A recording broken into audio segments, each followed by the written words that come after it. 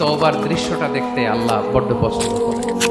বান্দা যখন ভুল বুঝতে পারে, মাথাটা নিচু করে চোখের পানি ছেড়ে বান্দা যখন কাঁদতে শুরু করে, এই দৃশ্যটা দেখলে আল্লাহ সহ্য করতে পারে। আল্লাহর রহমতের দরিয়ায় জোশ খেলে যায়, বান্দা যা চায় আল্লাহ তাই দিয়ে দেয়। চোখের পানির এত বড় পাওয়ার। এজন্য আমরা ভুল করে যেন অটল না থাকি, আল্লাহর কাছে যেন ক্ষমা চাই, যেন ফিরে আসে তার দরবারে। তার দরবার সবসময় খোলা।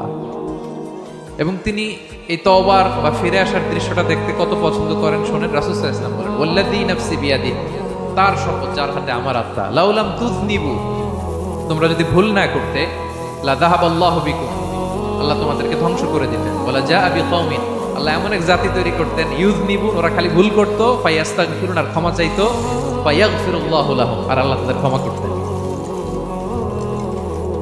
তোমরা যদি ভুল না করতে, এই বানি আদম, তোমরা যদি ভুল না করতে, তোমাদেরকে আল্লাহ তাআলা ধ্বংস করে এমন একটা গোষ্ঠী বানাইতেন যারা খালি ভুল করতো আর মাফ চাইতো, ভুল করতো আর মাফ চাইতো, আর আল্লাহ মাফ করে দিত।